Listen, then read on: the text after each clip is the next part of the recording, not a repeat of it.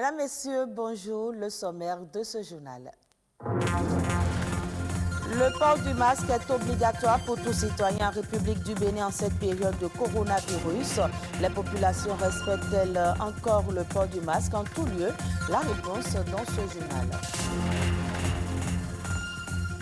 La loi sur la biosécurité est une réalité au Bénin. Cette loi protège et prévient les effets néfastes liés à l'utilisation des organismes génétiquement modifiés. C'est un genre littéraire particulier qui concilie à la fois littérature et spectacle. Quel est l'état des lieux du théâtre au Bénin au regard de la place inclusive qu'il occupe dans le développement d'un pays? On en parle.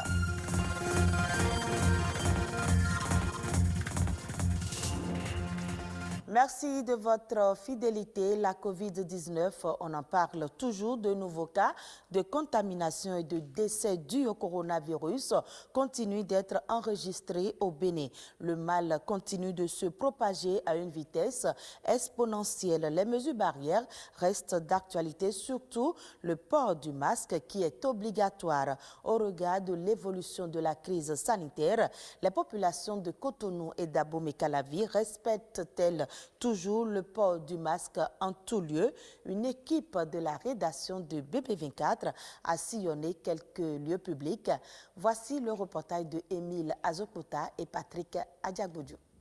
Je constate, comme vous et moi, que tout le monde ne porte pas. Regardez les jeunes qui viennent déjà devant nous, ils n'ont pas leur masque.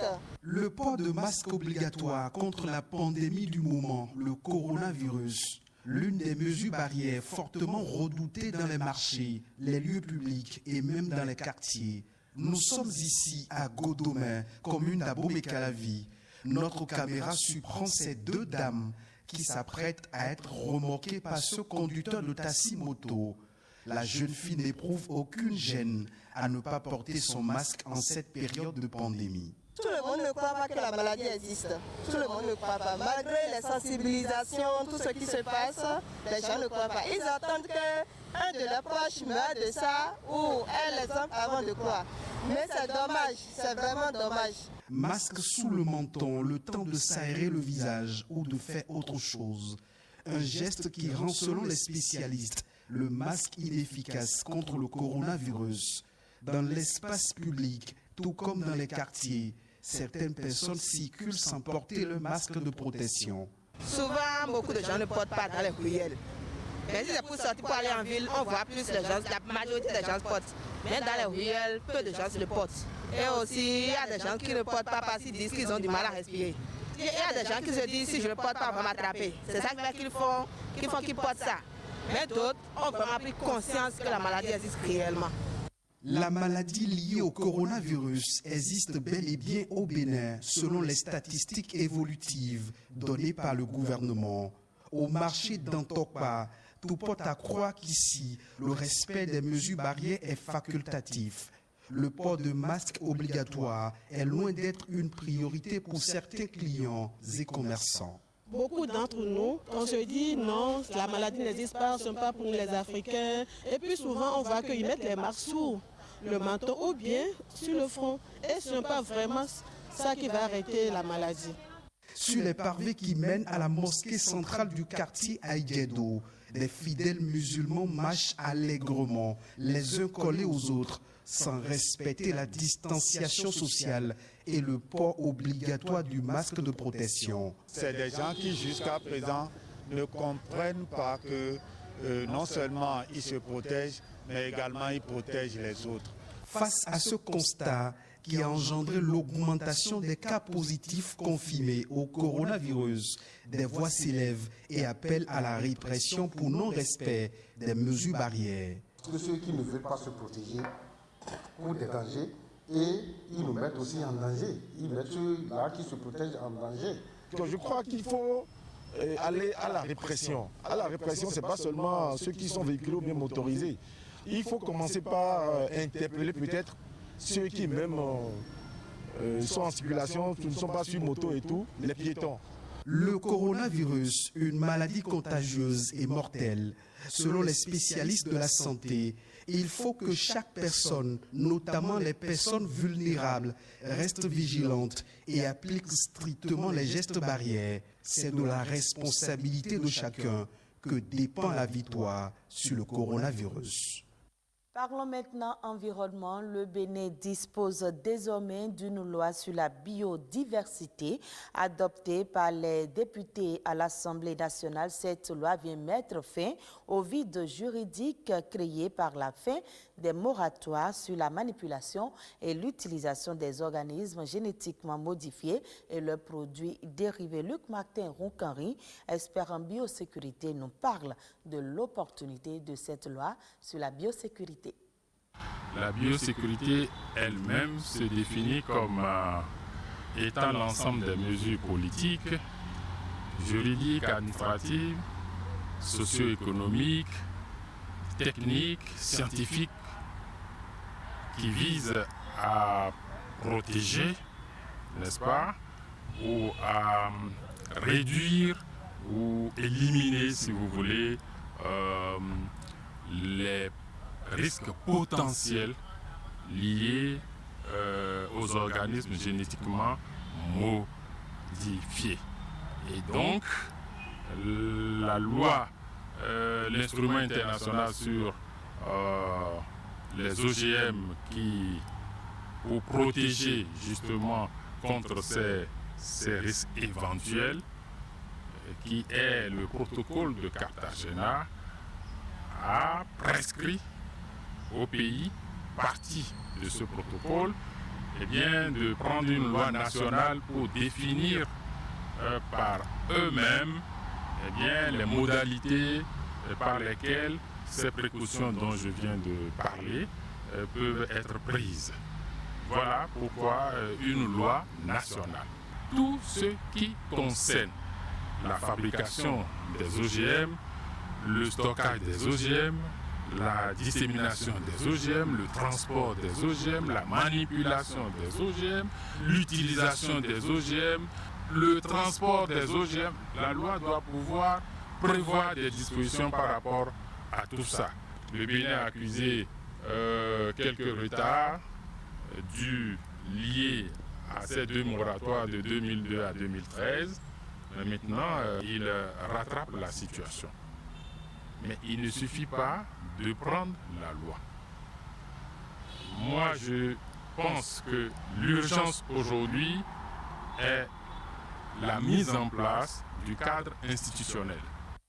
Je l'annonçais dans les titres, le théâtre est d'abord un spectacle et un genre oral, une performance éphémère, la prestation de comédiens devant les spectateurs. Quel est l'état des lieux du théâtre au Bénin au regard de la place inclusive qu'il occupe dans le développement d'un pays, de la formation au professionnalisme dans le secteur? Voici les précisions de Ulvaeus Balogun.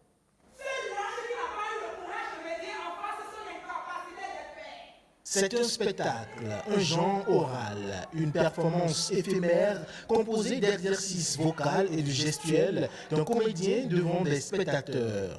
Ici, sur cette scène, on fait du théâtre. Quand on parle de théâtre, on doit faire référence à trois notions. La première notion, c'est l'art de la représentation, d'un drame. La deuxième notion, c'est le genre littéraire. Et la troisième notion, c'est le lieu qui accueille le spectacle de théâtre. Dans ce lieu, on se divertit tout en s'instruisant. L'acteur ou le comédien, dans un jeu de rôle, envoie les spectateurs dans un monde de fiction où il transmet le savoir et une forme d'éducation pour l'épanouissement de l'individu. Le théâtre, c'est la vie.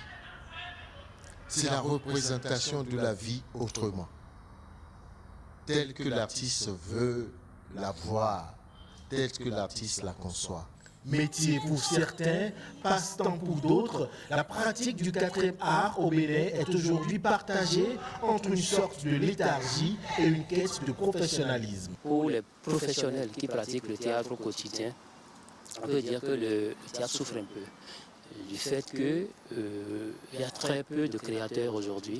Nous-mêmes qui faisons l'effort d'enseigner, qui faisons l'effort de créer les éléments qui vont faciliter la diffusion de ces jeux que nous créons, c'est assez difficile. Donc les espaces qui accueillent cela, les espaces peinent à exister, les espaces peinent à vivre, les espaces peinent à programmer des spectacles. Des difficultés qui entravent l'évolution du secteur qui pourtant renferme des talents et des valeurs. Aujourd'hui, des passionnés pour le théâtre, ça ne manque pas. Il s'agit maintenant de les encadrer. Quand je parle de moyens, de leur donner des moyens, ce n'est pas l'argent, mais le moyen qu'il faut, c'est la formation. Mais quand on dit formation, c'est qu'il y a un marché qui vous attend. Mais nous, ici, il n'y a pas, la chaîne n'existe pas. Vous imaginez, les créateurs, les diffuseurs, les salles, donc les salles et autres là, et le public qui doit consommer et payer. Pour que ce ne soit pas gratuit, parce que ça c'est gratuit, c'est voué à la mort. Faire du théâtre est un excellent moyen pour former à un esprit plus citoyen, une très bonne approche pour inculquer des valeurs morales au public. Si nous allons dans les écoles former les jeunes, leurs parents seront informés. Quand les jeunes auront des productions, on va inviter les parents. Ils vont comprendre que mon enfant, quand il fait du théâtre, quand il arrive à la maison, son comportement change. Avant, il était timide, mais aujourd'hui, quand il veut parler, il n'a pas peur de parler. Il va acquérir cette compétence-là par le biais du théâtre. La voix, la diction, la posture, tous ces éléments qui construisent la personnalité psychosociale même de l'enfant. Tout ça, quand le parent voit le changement à son enfant, il sera impacté. Comme ça, depuis que je suis petite. Si de nombreux artistes et professionnels du théâtre s'interrogent sur l'évolution du secteur, le théâtre béninois prend peu à peu ses marques avec le projet des classes culturelles engagées par le gouvernement. De quoi produire des talents pour l'essor de cet art au Bénin. Et nous restons toujours dans le domaine de la culture. Rappeuses, DJ ou encore comédiennes, les femmes tunisiennes font entendre leur voix et tentent de changer les mentalités grâce à leur art. Elles sont de plus en plus nombreuses à dénoncer le sexisme et les préjugés grâce à leur voix, leur plume ou leur platine. Suivez ce reportage de nos confrères de France 24. À Hamamlif, banlieue sud de la capitale, Faten, encore lycéenne, réalise avec ses amis le clip de son prochain morceau.